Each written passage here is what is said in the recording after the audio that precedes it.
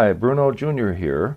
Our podcast, Busting Addiction and Smiths, is sponsored by SafeHouseRehab.com. SafeHouse believes that traditional treatments fall short of the needs of clients who face the modern problems of addiction. Modern problems need modern solutions. Multiple addictions, multiple relapses, multiple triggers, and cheaper and more powerful street drugs set up unprecedented challenges facing treatment centers. What is needed is a more sophisticated approach, a better way forward. There are 3 reasons to choose our progressive modern treatment program. 1, a more sophisticated intake process. 2, technology proven to enhance recovery. And 3, the most robust aftercare program in our sector. To learn more, visit us at SafeHouseRehab.com.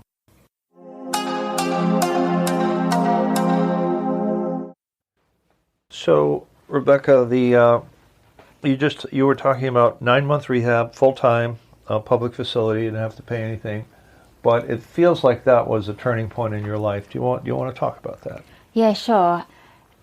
It was absolutely amazing. It was the biggest gift I ever gave myself. Whilst I was there for 9 months, 198 people came and they left. There was no locks on the gates. You could freely leave whenever you wanted, but it was very, very confronting, but it was absolutely amazing. I left there and went to a sober house afterwards for 10 weeks and stayed in Byron Bay. From there, I got a sponsor and fully immersed myself in AA and NA, and I stayed in Byron Bay for another 8 years. At the rehab, they told me I shouldn't work for 5 years back in the financial field, that it was too stressful for me. Mm-hmm. So I followed everything they told me to do because, you know what, they're the experts. Right. So I didn't work for a while. I found that really hard because I'm a workaholic, obviously.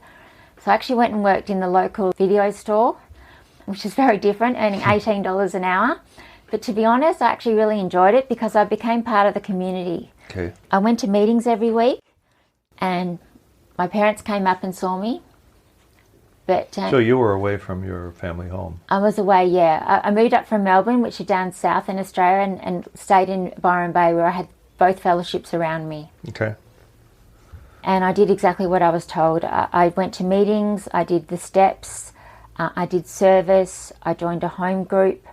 Yeah, there's 5 or 6. So you were all in. You were all in. Right? I was all in. Yeah. Mate. I didn't have a car to begin with. I rode around on my bike. My life was very, very simple. Okay. And were you happy? I was the happiest I've been in a very long time. Okay. So then what? After that, I This lasted how long? I'm sorry, 5-year stretch? That's the 5-year stretch, okay. Yeah. Right on 5 years, I went and got a job back in finance, as you do. And I got it, yeah. And I started working not as a stockbroker again, as a financial planner, because I didn't want to have to worry about the US market and being awake at midnight. Right. And all was going well. I did that up until about 6.5 years, because my life got very full very quickly, as it does when you start working. Mm-hmm. I got a partner, and I was working about an hour away from Byron Bay because it's a little coastal town right on the water. Okay. I was driving an hour each way up the freeway to get to work. I was working long hours, taking on more responsibility. I got poached into a job and was getting paid a lot of money.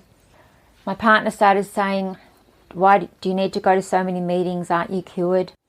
I was doing a lot of service at a regional level, which is much higher up. Mm-hmm. I was NAA or an NA? One of the two. Yeah, NA. Okay. I was the treasurer for all of Australia at a regional level. I'd run a convention, done a lot of service work. Lot of service, yeah. Run 2 conventions, made a lot of money. I've got a list a mile long of what I'd done. Because I couldn't work, I threw myself into service instead. Then I got thrown a curveball at work. Unfortunately, I was bullied at work by a new manager. And instead of speaking to my sponsor about it, I just tried to deal with it myself. Mm-hmm. And I suffered a lot of anxiety at work, was having panic attacks at work due to the bullying. So there's a lesson there too, right? Not talking to your sponsor when things are tough and challenging your sobriety. Exactly. Okay. What do you think was happening there with respect to making a conscious decision not to talk to your sponsor? Well, I've been pulling away from the fellowship. I became complacent when it came to my recovery. Okay. That's your I wasn't answer. doing enough meetings. Okay. I'd gone down from 4 meetings a week to maybe 1. Okay. Because I was working like 60 plus hours a week, plus driving. I was going straight back to my partner's place. These are all good lessons, Yeah. Okay. So I kind of just fell into it. Before I knew it, I was at a GP. I normally only go to one GP, who was my GP from the Buttery, which, where I did my rehab. But I went to a GP across the road from my work and about, something else. And he said to me, "You look really tired. Are you sleeping okay?" I said, "Not really." And he said, "Would you like something for that?" And before I knew it, I had a script for those sleeping pills. Okay. Before I knew it, I was taking them. Before I knew it, I was taking a lot of them. And then I was in a full-blown relapse. And was this Ambien again? Ambien again, okay. Yes. All right. Which is basically my drug of choice. Okay. Yeah, and then things got really out of hand. I was still going to work, but I went back to my normal GP of 8 years. I told her what was happening, and she said, "You just stop going to work. No more of this. I'm writing you, and so basically, I stopped going to work." And what did your original GP say again about using Ambien? Yeah, he said that if I don't stop taking them, and if I don't stop with stress, that I will die. Okay. Yeah. All right. So I rang my sponsor. I told them what had happened. I went and saw them, and he said, because I had a male, because there's not many females in Byron Bay with a lot of time up. He said, "You need to, I'm glad you told me." I had a lot of sponsees as well too. I had 4 sponsees, and I had to ring them and tell them I couldn't, and I had to resign from all my... Anyway, I was out there for 8 weeks using... It all boils down to this. I was sitting in my bedroom in Australia, and I had to make a decision about whether to ring the rehab in Thailand, because I'd sent a lot of my sponsees and girls I knew to this rehab in Thailand to Hope. So I knew the admissions clerk, Natalie, really well. Or I was about to put an order in on the internet to buy about 500 pills. Okay. Because I was sick of doctor shopping. I was just over it. It was too hard. So I was sitting there looking at the screen at the two things. I had to make a decision. My partner didn't know what was happening because he met me when I was 2 years sober. So he doesn't know me as someone that uses, but I was having a personality change, and he was really confused with what was going on. I had a moment of grace, and I rang the rehab. And within a week, I was on the plane to Thailand. Okay. So thank God I made the right decision. So that was a turning point too. Yeah. And something must have happened at that point where the light went on and you saw the road to the right and the road to the left. Was there a reflection there? I think my higher power helped me. Okay. Yeah, God came in and helped me make the right decision. Did you ask for help, or did it just happen? It just happened. Okay. All right. Intervention. That was divine intervention. Yeah. Would you agree with that? 100%. Okay. So, excellent. So you end up flying to Thailand and going to a place that you had recommended, but you had never really been there yourself before. But one of my close girls that lived with me, Hannah, had been there, and Hannah could never get well. She could never get more than a month or 2 up. Like, she was a serial relapser, and I loved her so much. And she went there, and she was 2 years, and she was pregnant, and it was like a miracle.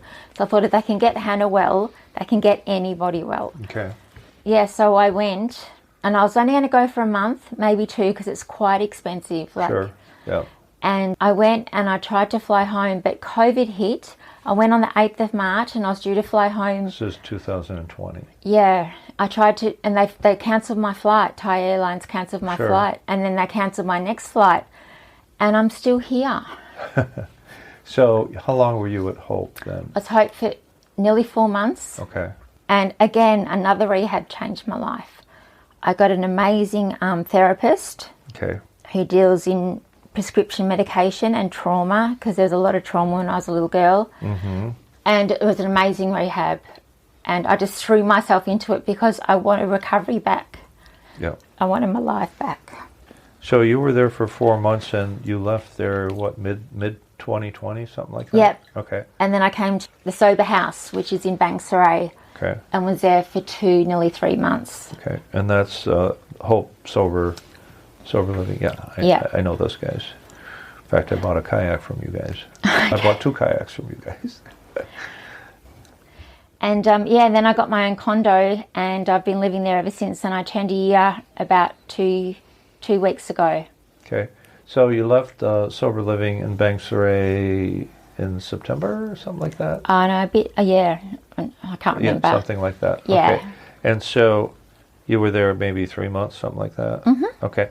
Then you got your own condo? Yep. Okay, and your condo is in? Banksray. Nice place, right? It's lovely. I love Banksray. I like the beach. I like the town. You like Banksray too, don't you? Yeah, no complaints. Yeah. And now I have my own sponsor. I do service work, Okay. and I do. All right, so you got to talk about what life is like. Yeah, now I'm going to now talk that about. You're in the clear. I want to talk about The light gifts. is on. The gifts of recovery. All So right, the gifts of please recovery do. are All right. for my family. So my mother is my biggest supporter and always has been. She used to get the phone calls, but now.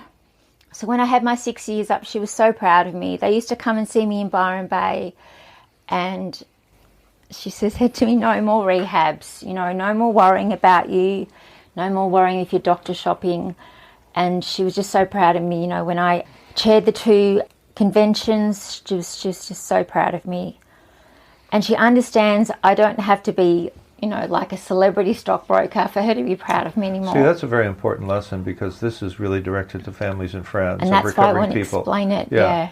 And so would you say that you took an awful lot of pressure off your family, right? Yes. They were under a lot of stress because of your situation. Of those phone calls, yes, and of worrying that, because, I went into a coma a couple of times, things like that. They don't have to worry about those phone calls. But I also want to say to people out there, family can put pressure on us as well too. Right. That. Right. Well, that's a good point. It's to a reversal. Right. That's a good point to make, and we talk about this too, which is the shift that I think I certainly observe is the shift from, you're a bad person, you're moralizing, you're judging, you're yelling, you have resentment, to you need help, you have a disorder. So talk about that shift, if you will, because it sounds like that happened in your family. So yeah, there's a couple of things going on. So my mother, can now be proud of me, because when we're in recovery, it takes a lot to get us into recovery. And then when the penny finally drops, working your recovery takes a lot of effort, and it's really courageous. So it's not just a matter of stopping to take the drugs or stopping drinking. We have to actually work on ourselves daily. We have to go to meetings, we have to do step work, we talk to our sponsor, and it's a really emotional journey. It's not just not taking these things anymore. It takes a lot of courage, and it takes a lot of time as well. You just don't stop abruptly. So if we don't have an amazing job, or when we don't seem to be doing a lot, we actually are, because we're confronting our emotions, and we're starting to feel our feelings, and that can be quite scary and overwhelming too. So if you could just maybe not put so much pressure on us and be proud of us. Every day it's a miracle when we don't use or we don't drink, because for the last 20 years we have been drinking and we have been using. So for us not to do it is an actual miracle. So talk about, and of course it is, talk about living one day at a time. So the way we break it down is for me to think I'm never going to drink or I'm never going to use a drug for the next 20 years, or for anyone to think that is way too overwhelming. So what we do is we just think, if I have a sponsor and she says to me, I can't cope with drinking, never again, I just say, can you just get your head on the pillow tonight, and if you still want to drink tomorrow, we can talk about it. Right. So just think about the next hour or the next 2 hours, just get through that and you can ring me back. So we just think about getting our head on the pillow tonight and dealing with tomorrow. So we break it down so it's not so overwhelming. So it's not about living in the future. No, we can only live in the present. Okay. That's all we can do. Right. You mentioned dealing with emotions. Dealing with emotions, because my coping mechanisms in the past have been getting a whole lot of sleeping pills and putting them down my throat to cope with whatever's going on for me. And emotionally, right. yeah. Okay. So if I have a fight with my boyfriend or I have a fight with my mum, I can't deal with this. I better get to the doctor, get some pills and put them down my throat. Okay. I can't do that anymore. So what I have to do now is I have to ring my sponsor or a friend like Adam and say, I'm not coping. Can you help me talk through this? That's really great insight. I want to also go back to the one day at a time. In the 11th step, it talks about prayer and meditation. Which is about being fully present. It is. Can you talk about that a little bit? Okay, so I really believe in my higher power. So, and the ways I talk to my higher power is through prayer. So every morning I pray to my higher power and I ask him, this might be a bit too, I hand over my will to my higher power and I ask him to help me throughout the day. So I convey my messages to my higher power through prayer, and then the way I listen back is through meditating. Mm-hmm. If I'm not coping very well throughout the day, I just say, God be with me, God be with me. Okay. And that really helps me get through the day. There you go. And many of us have our own ways of communicating with our higher power, and would you also agree with the brilliance of the concept in AA that you can choose your own conception of a higher power? Exactly. It doesn't have to be God sitting up in the sky. It can be the sea. It can be the universe. It can be anything as long as it's a power that's greater than yourself and it's outside yourself. Okay. So it can be this table. It can be whatever you choose it to be. So a couple of other questions before we close this most excellent interview discussion. One thing I just wanted to say is, so my brother, so I have other members of my family. My poor brother, once my family used to hold on to my medication for me, just in case of whatever. And my brother had it at home at my parents' house, and he went out for the night, and I really wanted it really badly, and he had it locked in his gym bag. So I got some scissors and I cut his gym bag just to get the medication. Mm-hmm. And he came home, and the next morning he said to me, I can't believe you did that. What is wrong with you? Are you possessed? And it was really, a really bad situation. But now I'm clean and I'm sober, and he understands. Right. And so now he sees that as a compulsion. Yeah. Okay. Whereas he was just like, what is going on? He's making a moral judgment at that point. And now my niece and nephew love me. So you can mend relationships in recovery. Important. And as it's to really the amends part, right? Very much. Okay. So if I were to ask you, what's the one thing that keeps you clean and sober today? Maybe there's more than one, but what's the key to it? The quality of life that I have. Okay. The amazing life that I have sober. Okay. So not wanting to lose that, right? Not wanting to lose that. I've seen what it's like on the other side, and it's so much better than the small postage stamp that my life becomes when I use. That's a very interesting way to look at it. I was going to ask this, but I think you answered it, is what is there beyond just being clean and sober? And you've answered the question, is to have a high quality of life. Do you want to go on about that a little bit? I just want to say, compared to what happens when I use, which is I end up in a bedroom by myself, off my face, lonely and sad. When I don't use, my life just opens right up and wonderful things happen, and even more wonderful things are going to happen that I don't even know of. What advice would you give to a family who has finally concluded, and this often takes years, that they've got a big problem in the home? What would you advise them to do? I'd advise them to be really supportive of the addicted person. You mean that they've got an addict living with them? Sure, yeah. Just show them love, sit with them, and be caring and understanding, and ask them how they can support them. Okay. One of the things that we talked about is the myths that people have about addiction. Yep. And one of the things that we talk about to the families is educate yourself on this disease, right? Is that something that you would also... I think that's really important. Judgment is not going to get you anywhere. That's a good comment. It's actually a disease. And I was going to talk quickly about this. So when someone is under using drugs or whatever, you're dealing with the disease. You're not actually dealing with your son and your daughter. They're lost. So you're actually dealing with the disease. Yep. So it's not them that is saying these things to you. The disease has taken over. Right. So it's not your loving son or daughter anymore. So it's really, education is really important. Okay, that's a great way to end it. Thank you so much. It's fabulous.